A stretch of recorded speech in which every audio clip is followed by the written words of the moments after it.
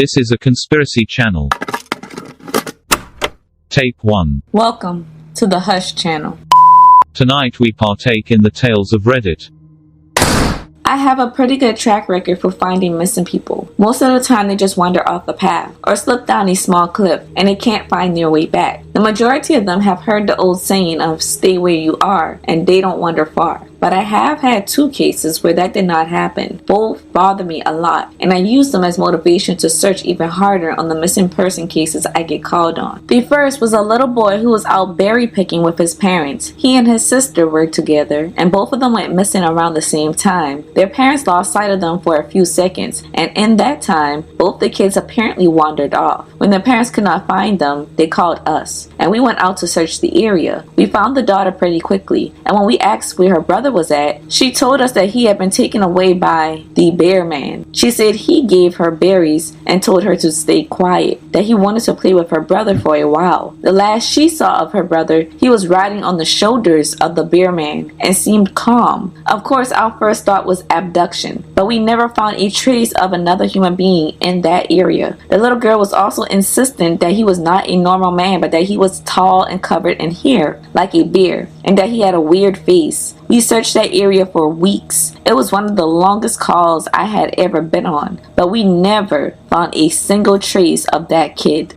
The other was a young woman who was out hiking with her mom and grandpa. According to the mother, her daughter had climbed up a tree to get a better view of the forest, but she never came back down. They waited at the base of the tree for hours, calling her name before they called for help. Again, we searched everywhere, and we never found a trace of her. I have no idea where she could have possibly gone, because neither her mother or grandpa saw her come down. A few times, I have been out on my own searching with a canine, and they have tried to lead me straight up cliffs, not hills, not even rock faces. Straight, sheer cliffs with no possible handholds. It is always baffling, and in those cases, we usually find the person on the other side of the cliff or miles away from where the canine has led us. I am sure there's an explanation, but it is sort of strange. One particularly sad case involved the recovery of a body. A 9-year-old girl fell down an embankment and got impaled on a dead tree at the base. It was a complete freak accident, but I will never forget the sound her mother made when we told her what had happened. She saw the body bag being loaded into the ambulance, and she let out the most haunting, heartbroken wail I have ever heard. It was like her whole life was crashing down around her, and a part of her had died with her daughter.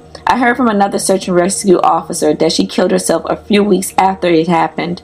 I was teamed up with another search and rescue officer because we had received reports of bears in the area. We were looking for a guy who had not came home from a climbing trip when he was supposed to, and we ended up having to do some serious climbing to get where we figured he would be. We found him trapped in a small crevice with a broken leg. It was not pleasant. He had been there for almost 2 days, and his leg was very obviously infected. We were able to get him into a chopper, and I heard from one of the EMTs that the guy was absolutely inconsolable. He kept talking about how he had been doing fine, and when he had gotten to the top, a man had been there. He said the guy had no climbing equipment and he was wearing a parka and ski pants. He walked up to the guy, and when the guy turned around, he saw no face. It was just blank. He freaked out and ended up trying to get off the mountain too fast, which is how he had fallen. He said he could hear the guy all night climbing down the mountain and letting out these horrible, muffled screams.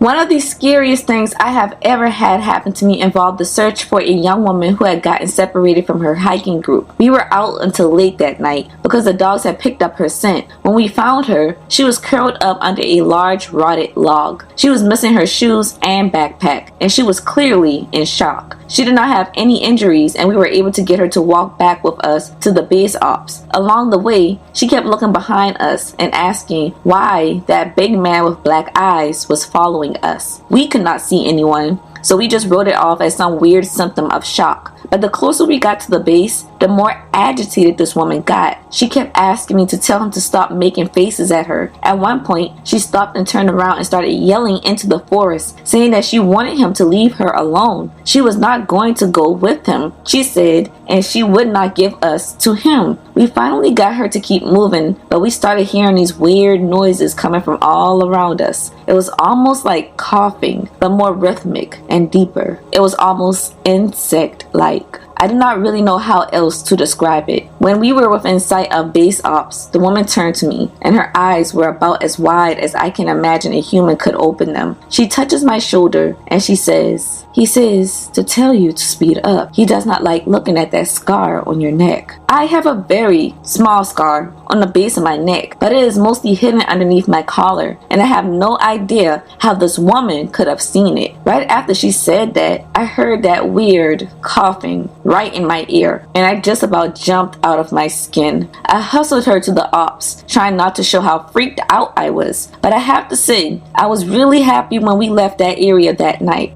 This is the last one I'll tell tonight, and it is probably the weirdest story that I have. Now, I do not know if this is true in every search and rescue unit, but in mine, it is sort of an unspoken, regular thing we run into. You can try asking about it with other search and rescue officers, but even if they know what you are talking about, they probably will not say anything about it. We have been told not to talk about it by our superiors, and at this point, we have all gotten so used to it that it does not even seem weird anymore. And just about every case where we are really far into the wilderness, I'm talking 30 or 40 miles out, at some point we will find a staircase right there in the middle of the woods. It is almost like if you took the stairs in your house, cut them out, and put them into the forest. I asked about it the first time I saw some, and the other officers just told me not to worry about it, that it was normal. Everyone I asked said the same thing. I wanted to go check them out, but I was told very emphatically that I should never go near any of them. End of tape 1.